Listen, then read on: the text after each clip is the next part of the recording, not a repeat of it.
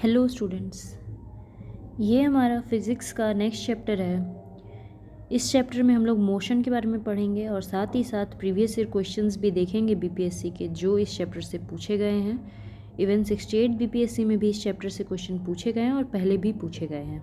ठीक है, तो इसको पढ़ने के बाद और क्वेश्चंस देखने के बाद आप समझ जाएंगे कि कुछ भी अलग नहीं पूछा गया था और आगे भी कुछ भी अलग नहीं पूछा जाने वाला है।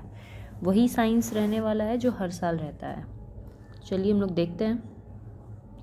मोशन यानी कि गति। इस चैप्टर में सबसे पहले हम लोग देखते हैं स्केलर क्वांटिटी। ठीक है, अदिश राशि, ऐसी राशियां जिसकी दिशा नहीं होती है उसको अदिश राशि बोलते हैं, यानी स्केलर क्वांटिटी जिसका हम दिशा नहीं बता पाते। जैसे हम लोग बताएंगे कि कितना टाइम हुआ, तो मैं कहूँगी कि 10 सेकेंड, इस काम को करने में 10 सेकेंड लगे, तो इसमें डायरेक्शन थोड़ी बता सकते हैं किस डायरेक्शन में ये काम किया गया, नहीं। ठीक है, ईस्ट डायरेक्शन, नॉर्थ वेस्ट, ऐसा नहीं। तो टाइम क्या है, एक स्केलर क्वांटिटी यानी अदिश राशि है। ठीक है, वर्क, कार्य किया गया, वर्क। स्पीड, किसी चाल से कोई गाड़ी चल रही है। ठीक है, तो जब सिर्फ स्पीड बताते हैं, गाड़ी की स्पीड, ट्रेन की स्पीड इतनी है, ठीक है, 80 किलोमीटर प्रति घंटा, तो ये क्या है, एक स्केलर क्वांटिटी है। तो स्केलर क्वांटिटी का मतलब only magnitude, no direction, no direction, दिशा नहीं बताई जाती है। तो कौन कौन सी स्केलर क्वांटिटी होती है, जैसे मास, किसी चीज़ का वेट कितना है, मास कितना है, तो इसमें दिशा थोड़ी होता है किसी का मास कितना है। ठीक है, स्पीड, वॉल्यूम, वॉल्यूम का मतलब होता है कि जैसे किसी रूम में कितनी हवा भरी जा सकती है। ठीक है, तो यानी कि उस रूम में कितना जगह है, किसी डब्बे में कितना रसगुल्ला भरा जा सकता है, यानी उस डब्बे में कितना जगह है, तो इसको बोलते हैं वॉल्यूम यानी आयतन। ठीक है, चाल, मास का हिंदी होता है द्रव्यमान। वर्क यानी कार्य, टाइम यानी समय, पावर मतलब शक्ति। ठीक है, शक्ति का भी कोई ऐसा यूनिट नहीं हो, मतलब ये दिशा नहीं होता है। ठीक है, पावर का कोई दिशा नहीं होता है, किस दिशा में। डिस्टेंस, दूरी। ठीक है, घर से स्कूल की दूरी जो है वो 10 किलोमीटर है। ठीक है, यहाँ पे दिशा नहीं बताया जा रहा है, सिर्फ दूरी बताया जा रहा है, कितना दूरी, कितना डिस्टेंस है, इस गाड़ी ने इतना डिस्टेंस ट्रेवल किया, तो ये हो गया distance without direction. Energy, electric current. ठीक है, करंट का वैसे दिशा होता है कि करंट किस दिशा में मूव कर रहा है, पर फिर भी करंट स्केलर क्वांटिटी है क्योंकि करंट एक एक्सेप्शन है। ठीक है, अपवाद है। करंट भी आप लोग समझ लीजिए कि अदिश राशि है। तो ये सारा हो गया अदिश राशि, mass, speed, volume, work, time, power. ठीक है, डिस्टेंस, एनर्जी, इलेक्ट्रिक करंट, याद रखना पड़ेगा, ये एग्जाम्पल्स याद रखने पड़ेंगे क्योंकि एग्जाम्पल्स ही एग्जाम में पूछे जा रहे हैं। ठीक है, नेक्स्ट देखिए vector quantity, which have magnitude and direction both, जिसका मैग्नीट्यूड भी होता है और डायरेक्शन भी होता है, उनको वेक्टर क्वांटिटी यानी सदिश राशि बोलते हैं। सदिश माने दिशा सहित और अदिश माने बिना दिशा का, तो अदिश हो गया और ये हो गया सदिश। वेक्टर क्वांटिटी सदिश राशि होता है। जैसे डिस्प्लेसमेंट, डिस्टेंस, वहाँ था डिस्टेंस और यहाँ है डिस्प्लेसमेंट, हिंदी में विस्थापन। ये क्या होता है डिस्प्लेसमेंट अभी बताएंगे, पर आप लोग डिस्टेंस ही समझ लीजिए। जैसे डिस्टेंस को मीटर में ऐसा यूनिट होता है डिस्टेंस का, वैसे डिस्प्लेसमेंट का भी मीटर में होता है। वेलोसिटी, जैसे स्पीड हुआ वैसे ही वेलोसिटी, स्पीड मीटर पर सेकेंड ऐसा यूनिट, वेलोसिटी का भी मीटर पर सेकेंड, वेलोसिटी को हिंदी में वेग। फोर्स का मतलब त्वरण। ठीक है, त्वरण। एसलरेशन, एसलरेशन का मतलब होता है त्वरण, मतलब कोई भी चीज़ मान लीजिए कि आगे बढ़ रही है तो उसमें थोड़ा थोड़ा करके स्पीड उसका जो है वो बढ़ रहा है। जैसे मान लो कि 1 मीटर चला वो 5 मीटर पर सेकेंड की स्पीड से, फिर अगला जो सेकेंड मीटर था वो चला वो 10 मीटर पर सेकेंड की स्पीड से, फिर चला 15 मीटर पर सेकेंड की स्पीड से। मतलब जैसे जब गाड़ी स्टार्ट होती है तो थोड़ा थोड़ा करके वो फिर अपनी स्पीड में आती है, तो इसको बोलते हैं एसलरेशन यानी कि त्वरण, धीरे धीरे करके स्पीड पकड़ना। ठीक है, फोर्स यानी कि बल।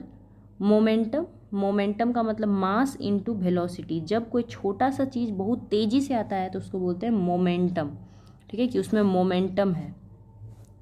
तो मास और वेलोसिटी जब ये दोनों चीज़ गुना हो जाए तो मोमेंटम होता है।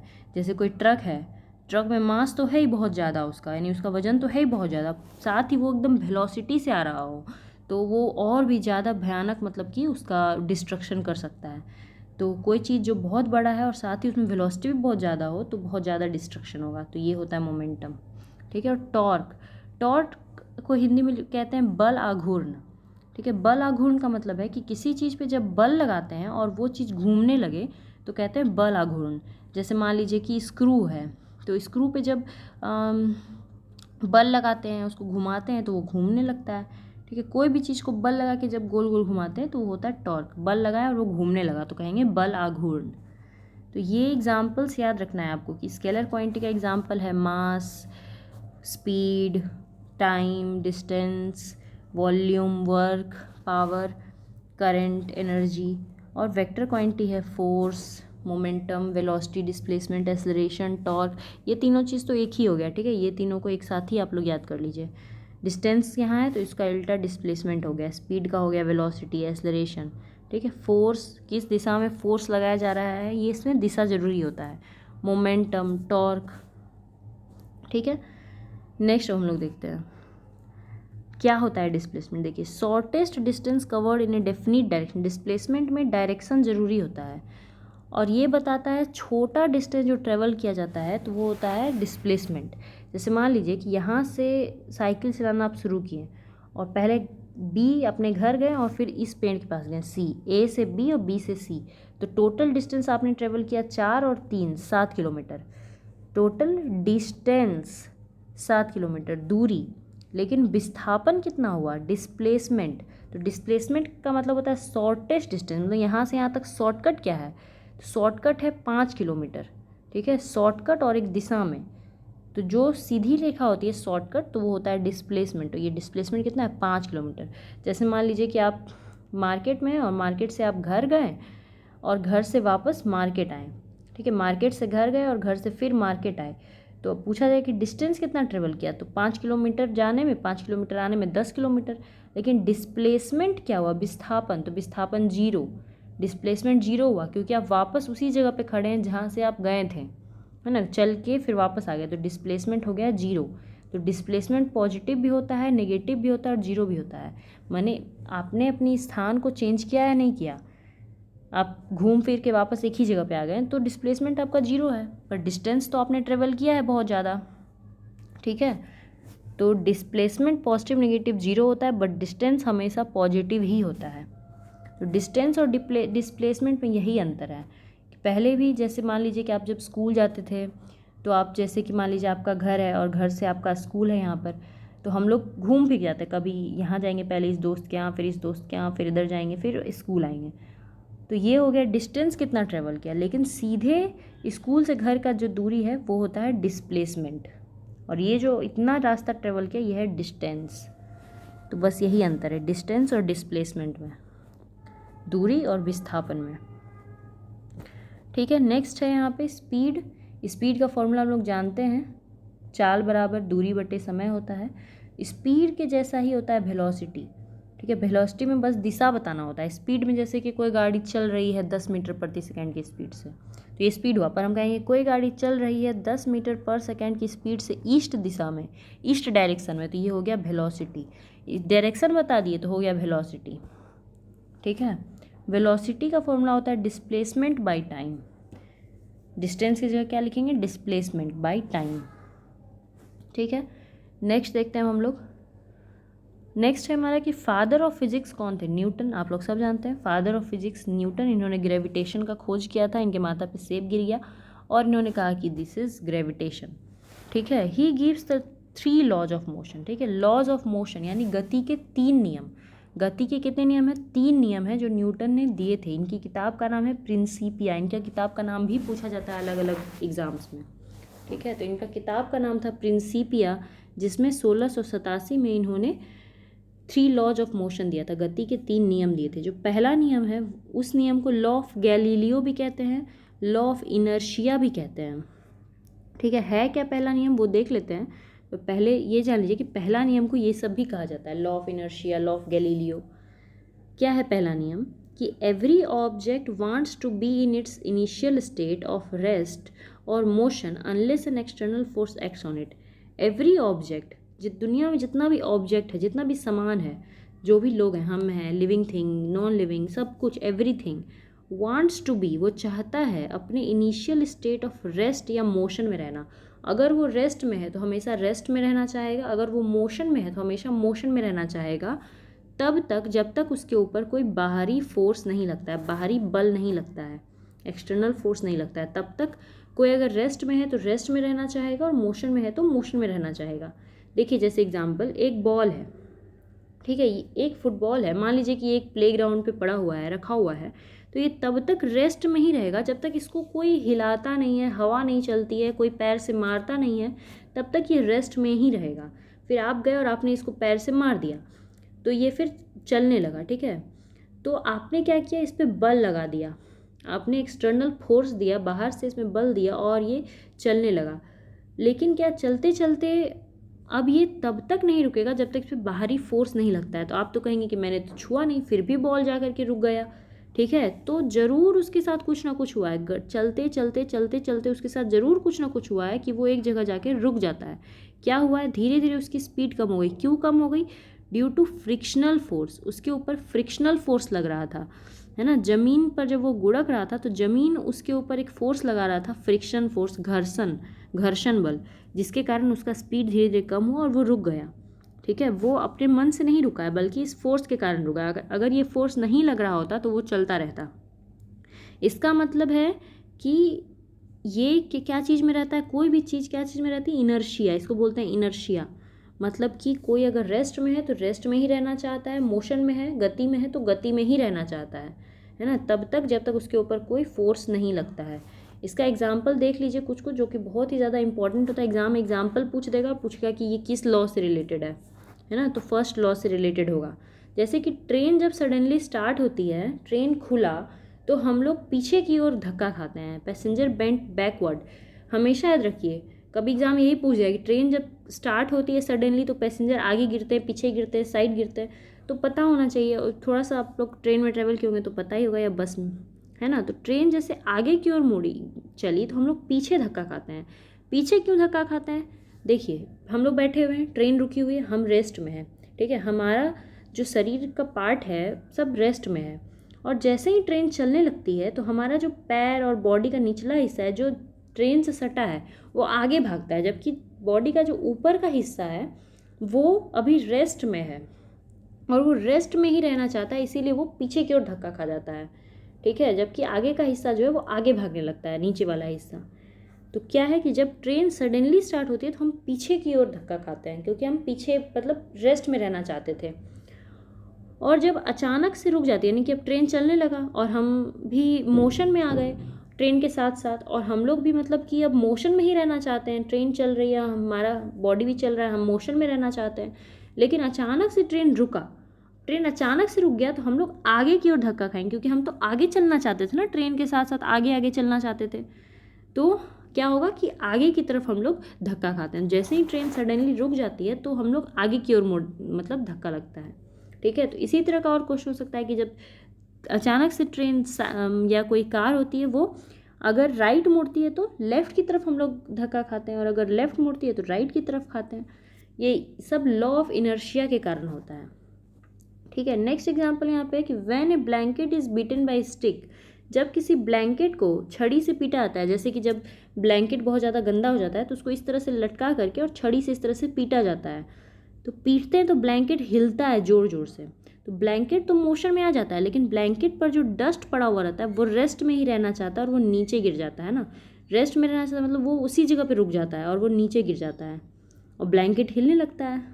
तो यहाँ पे भी काम कर रहा होता है फर्स्ट लॉ ऑफ मोशन, गति का पहला नियम। गति का पहला नियम ही यही है कि कोई भी चीज़ रेस्ट में है तो रेस्ट में रहना चाहेगा, मोशन में है तो मोशन में रहना चाहेगा, तब तक जब तक उसके ऊपर एक्सटर्नल फोर्स नहीं लगता है। और उसका ये सब एग्जाम्पल है, ठीक है। यानी जो फर्स्ट लॉ ऑफ मोशन है वहाँ पे यहाँ से हम लोग को फोर्स का डेफिनेशन मिलता है कि व्हाट इज फोर्स।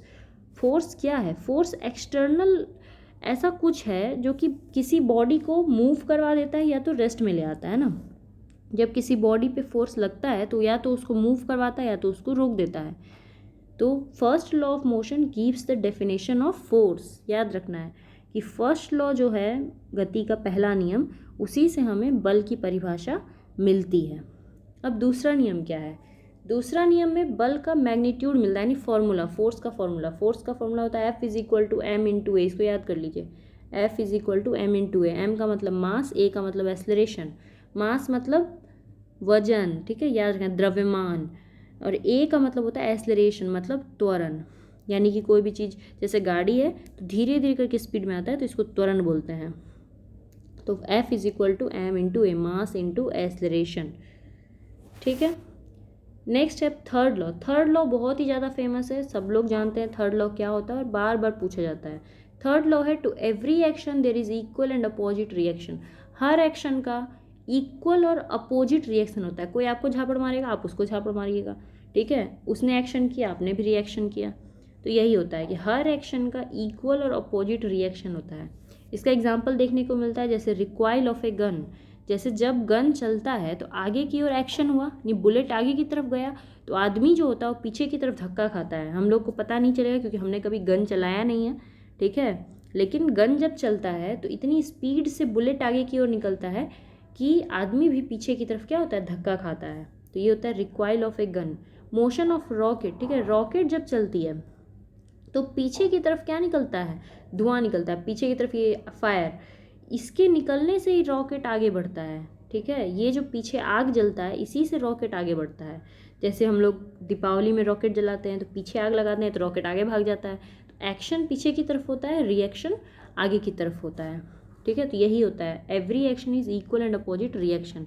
स्विमिंग जब करते हैं तो हाथ से पानी पीछे फेंकते हैं और आगे बढ़ते हैं ना, जिनको स्विमिंग आता होगा पता होगा, नहीं आता होगा तो भी पता होगा कि हाथ से पानी को पीछे फेंकते हैं और आगे बढ़ते जाते हैं। तो ये स्विमिंग में भी यही होता है कि every action is equal and opposite reaction ना। जब चलते हैं तो एक पैर से ज़मीन को दबाते हैं तो पिछला पैर हमारा ऊपर उठ जाता है ना, तो यही होता है। तो ये हो गया थर्ड लॉ हमारा। अच्छे से तीनों लॉ को दिमाग में बैठा लेना है। फर्स्ट लॉ बहुत ही ज़्यादा ईजी है, वो कहता है लॉ ऑफ गैलीलियो या लॉ ऑफ इनर्शिया कि हर ऑब्जेक्ट रेस्ट में है तो रेस्ट में रहना चाहेगा, मोशन में है तो मोशन में रहना चाहेगा तब तक जब तक उसके ऊपर कोई बाहरी फोर्स ना लगे। सेकेंड लॉ फोर्स का फॉर्मूला बताता है F is equal to m into A. और थर्ड लॉ तो बहुत ही ईजी है, हर एक्शन का इक्वल अपोजिट रिएक्शन जरूर होता है। एग्जाम्पल्स याद रखिएगा, एग्जाम में एग्जाम्पल के थ्रू पूछा जा सकता है। अब है इम्पल्स। क्या होता है इम्पल्स का मतलब फोर्स इनटू टाइम। जैसे आप दीवार पे फोर्स लगा रहे हैं अपने हाथ से और कितने समय तक लगा रहे हैं, तो दोनों को गुना कर देंगे तो इम्पल्स निकल जाता है। तो ऐसा यूनिट तो पता कर ही सकते हैं। फोर्स का क्या होता है न्यूटन, टाइम का होता है सेकेंड, NS हो गया, ऐसा यूनिट हो गया न्यूटन सेकेंड इम्पल्स का। ठीक है, और चलते हैं नेक्स्ट देखिए सेंट्रीपिटल फोर्स, अभिकेंद्रीय बल और सेंट्रीफ्यूगल फोर्स, अपकेंद्रीय बल। सेंट्रीपिटल फोर्स क्या होता है, सेंट्रीपिटल फोर्स सेंटर की तरफ लगता है, नाम ही सेंट्रीपिटल, तो सेंटर की तरफ लगेगा। जब कोई ऑब्जेक्ट गोल गोल घूम रहा होता है, जैसे ये गाड़ी इस बिंदु के चारों तरफ घूम रही है, तो सेंटर से इसके ऊपर फोर्स लग रहा है सेंटर की तरफ, जिसको बोलते हैं सेंट्रीपिटल फोर्स। ठीक है, कभी आप लोग साइकिल या बाइक किसी खंबा के, किसी पेड़ के गोल गोल घुमाए होंगे तो देखे होंगे कि हल्का सा में झुकाव आ जाता है, हल्का सा ऐसे एक तरफ झुक जाइएगा और झुकते झुकते चला रहे हैं, तो ये आपको अपनी तरफ क्या किया है, झुकाया है। ठीक है, this is called centripetal force, centre की तरफ लगता है। और जस्ट इसके उल्टा में क्या लगेगा, सेंट्रीफ्यूगल, अपकेंद्रीय बल। तो इस गाड़ी पे इस तरफ अंदर की तरफ लगेगा सेंट्रीपिटल अभिकेंद्रीय, और बाहर की तरफ लगेगा सेंट्रीफ्यूगल यानी अपकेंद्रीय बल, है ना, अपोजिट। ठीक है, जब भी कोई चीज़ गोल गोल घूमती है किसी चीज़ के इर्द गिर्द तो उसके ऊपर ये दोनों फोर्स लगता है, सेंट्रीपिटल अंदर की तरफ और सेंट्रीफ्यूगल बाहर की तरफ। ठीक है, अब हम लोग क्वेश्चन आंसर देखते हैं प्रीवियस ईयर, जो इस चैप्टर से BPSC में पूछा गया है, जो कि बहुत इंपॉर्टेंट है। आप लोग को प्रीवियस ईयर चैप्टर पढ़िए, प्रीवियस ईयर क्वेश्चन करिए, इससे ज़्यादा ईजी वे और कुछ नहीं हो सकता एग्ज़ाम क्लियर करने का। ठीक है, नेक्स्ट देखते हैं हम लोग क्वेश्चन। पहला, which one of the following is scalar quantity. इन चारों में स्केलर क्वांटिटी कौन है। स्केलर का मतलब होता है जिसमें दिशा नहीं हो, अदिश राशि। तो हम लोग देख चुके हैं कि फोर्स सदिश है, वेलोसिटी भी सदिश है, एक्सेलरेशन भी सदिश है, तो बचता है प्रेशर। प्रेशर क्या है, अदिश राशि है। ठीक है, नेक्स्ट देखते हैं अब हम लोग next question. Which of the following is not a vector quantity. इन चारों में कौन वेक्टर नहीं है। ठीक है, वेक्टर नहीं है मतलब कि वो सदिश नहीं है, अदिश है, फिर अदिश ही पूछ रहा है। तो हम लोग देख चुके हैं कि वेलोसिटी सदिश है, टॉर्क बल आघूर्ण सदिश है, डिस्प्लेसमेंट भी सदिश है, तो बचता है स्पीड। इन दोनों में से ही, ये दोनों तो एक जैसा है ना, तो इन दोनों में से ही होता है। तो स्पीड जो है वो स्केलर है और वेलोसिटी वेक्टर है। स्पीड अदिश राशि है, वेलोसिटी सदिश राशि है। तो देखिए सेम तरह से क्वेश्चन पूछा गया है दोबारा से, कितना इजी क्वेश्चन है, ये अलग अलग एग्जाम का है। ठीक है, 65th में पूछा गया है, फिर 67th में पूछा गया है, ये 68th में देखिए इसी बार पूछा गया है। सेंट्रीपिटल फोर्स क्या होता है? सेंट्रीपिटल अभिकेंद्री बल, ये क्या करता है? Keeps the body moving along the circular path, ये ऑब्जेक्ट को सर्कुलर पाथ में गोल गोल घुमाता है। Fly the object along a straight line, ये ऑब्जेक्ट को उड़ाता है एक सीधी रेखा में। Independent motion of the object in space, अंतरिक्ष में किसी ऑब्जेक्ट का मोशन। DE क्या आंसर होगा? आंसर क्या होगा? आंसर होगा A, ऑब्जेक्ट को सर्कुलर पाथ में घुमाता है।